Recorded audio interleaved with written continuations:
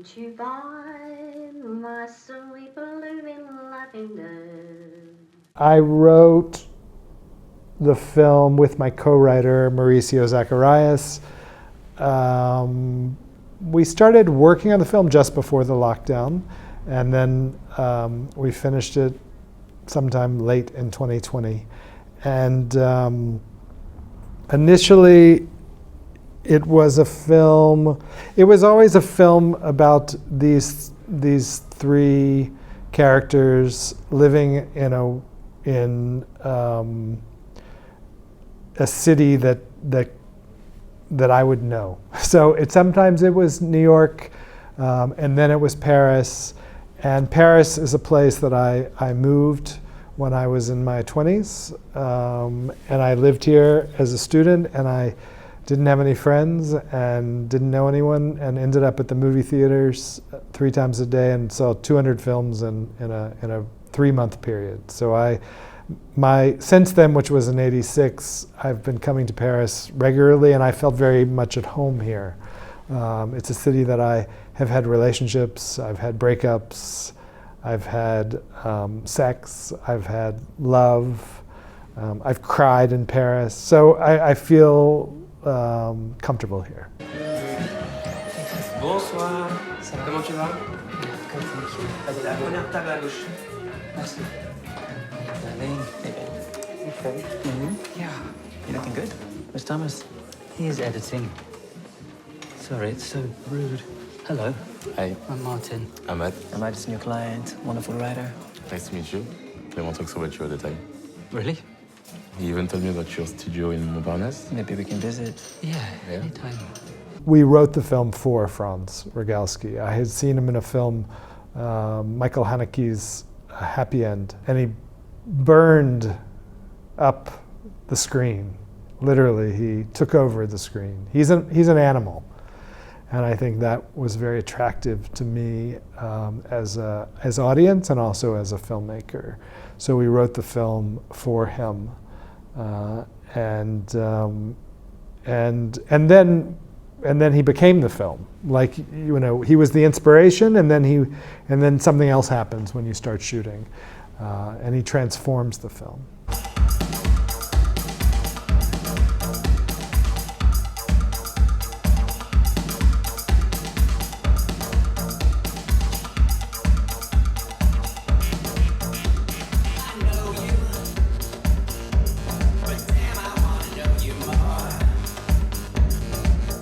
Once the film was written and I started to think about who could fit into these roles naturally, organically, and pleasurably, all really important things to me, I had seen Adele in Sybil, and you both shake your head, so I think you maybe even know why she was interesting to me in that film. And I had never seen her before. I hadn't seen Blue is the Warmest Color. I didn't know her work, and I was just really drawn to her as a cinematic presence, and so she felt organically like she would fit into this movie. And Ben, it was years ago, it was in a film called I'm Not There by Todd Haynes, where he plays one of many Bob Dylans. Where I look for actors who can both bring themselves and also disappear. So it's a relationship to a particular presence on film that excites me and that I think will fit into the kind of movie I want to make. Take care. And you.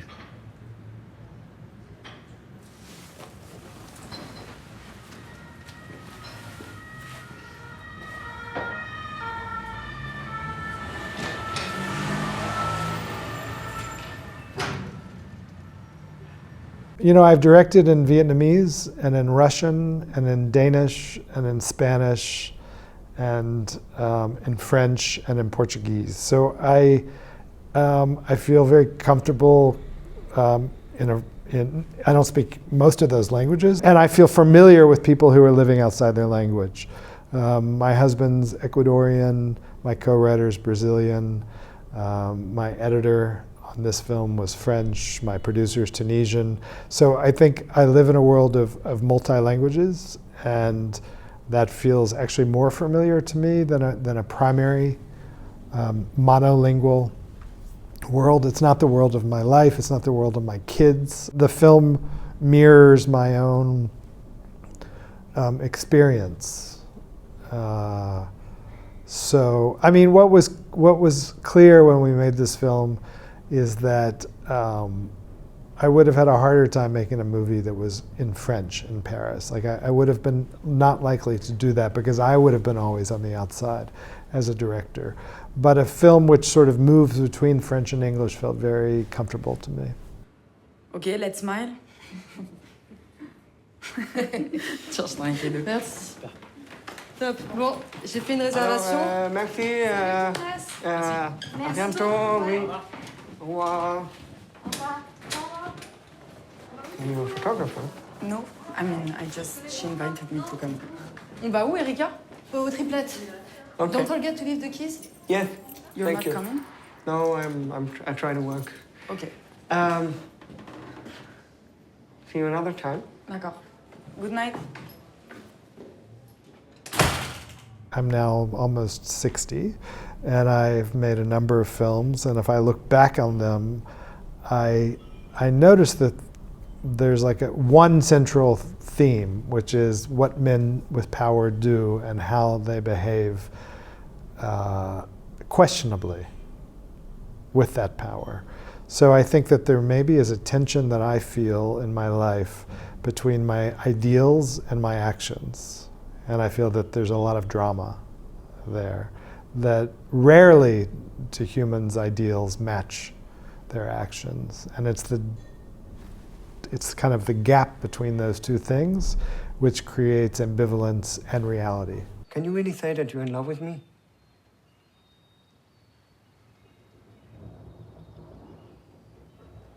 Maybe we have to take more risk. Not always be so careful. I think during the pandemic, I got quite depressed, and I think part of it was a sense that maybe my power had come to an end, and I think that made me panic, and it made me want more, and I thought that's very human. It's also very specific to a man like myself who is a film director, who has sort of grown up with, I'm comfortable in a position of authority, I expect authority as a white man. All those things are kind of part of my identity as a director, that I, at the same time, I'm compassionate to myself. Like, I believe that I represent something general, but also something very unique, which is just myself as a person. And I think that's something that I recognize in the character of Tomas. There's no generalization when you make a movie.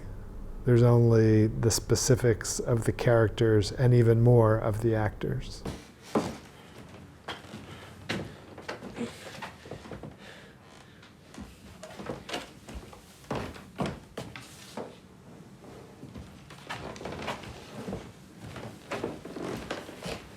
I mean, it was important, and it was a decision at some point, and that the film, though in tone it's very realistic, in fact it's very cinematic.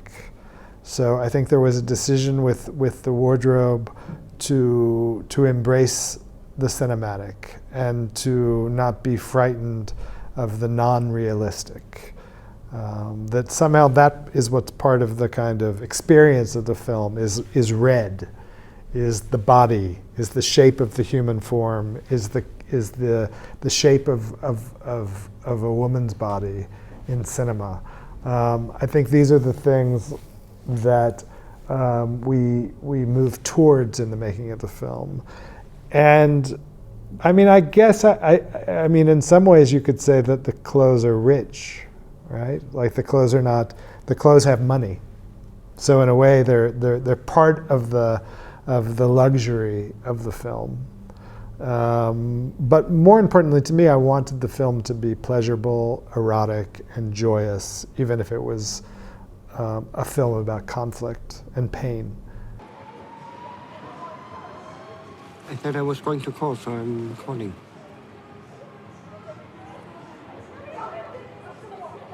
I don't need an agenda to talk to you. What's that music? Oh, don't be ridiculous. I'm gonna go now. I'm going. Bye, Thomas. I had a lot of pleasure making this film, I have to say, and that's because of my relationship with my collaborators on the film, and in specific, my relationship to the actors in the film. It was a very, it sounds, I feel like this is something people say in these kind of things all the time, but like we really liked each other, and we really enjoyed each other, and there was a trust that I think is part of the movie. I haven't said it that many times. So even though I'm saying something specific, which is Adele, Ben, and Franz were kind of, were wonderful people. And I think that is kind of the conflict that's in the movie, is that they're maybe doing things badly, but I don't know if you can, I feel like you can see in the film that they are exceptionally interesting people. They're compelling people. And I felt that on set. So I was very, I had a lot of pleasure, and I believed that my pleasure when I was making the film would become part of the texture of the movie itself. Like I believed that that would be translated to the audience. Do you think we're the end of a perfect day can bring to a tired heart when the sun goes down with a flaming ray and the dear friend have to part? They are the roles. So in a way, I think my process does that, in the sense that it's very important for me that actors don't have expectations for themselves to transform. So I'm not looking for transformation, I'm not rehearsing, I'm not trying to create character. I'm trying to build character by costume, by script, by story, but then let, in the moment of shooting, the actor to appear. It's something Franz Rogowski said about the film, which is, it seems to be, it shifts between being about these three characters and these three actors. And that's the kind of cinema that I am interested in making.